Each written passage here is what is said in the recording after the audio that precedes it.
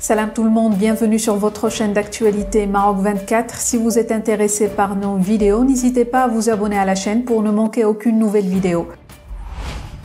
Dans la vidéo d'aujourd'hui, nous partageons avec vous l'intervention de M. Willy Fautré, président de l'ONG HRWF, Droits de l'homme sans frontières, où il présente le cas de la militante pour les droits des femmes, Khadijatou Marmoud, qui est aussi l'une des victimes des crimes commis par le chef du Polisario, Brahim Ghali. L'histoire tragique a été racontée devant le Comité des droits de la femme du Parlement européen en présence d'éminentes personnalités politiques européennes. On vous laisse avec l'intervention. L'abus de pouvoir menant au viol et à la violence sexuelle comporte plusieurs facettes. Cela peut se produire dans pas mal de contextes, au sein de la famille, dans le cadre professionnel, dans le monde du sport, celui de la religion, dans le monde politique et économique.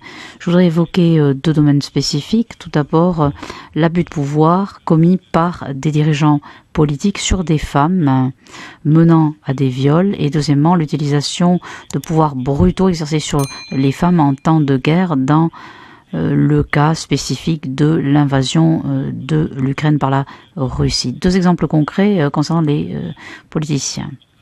Mohamed, qui a accusé le chef du Fonds Polisario de viol. Elle avait 18 ans à l'époque, elle travaillait en tant qu'interprète pour le Polisario.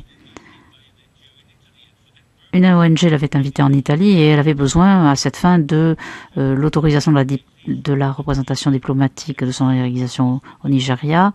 C'était la première étape administrative avant de demander un visa à l'ambassade de l'Italie. Dans son bureau, Brahim Ghali a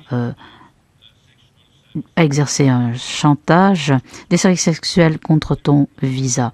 Elle a refusé, mais elle a été brutalement violée. Sa mère lui a dit de ne pas rendre la chose publique parce que personne ne souhaiterait plus l'épouser, alors que son frère l'a encouragé à déposer plainte. Et cela lui a pris 3 ans pour décider de déposer plainte alors qu'elle se trouvait en Espagne.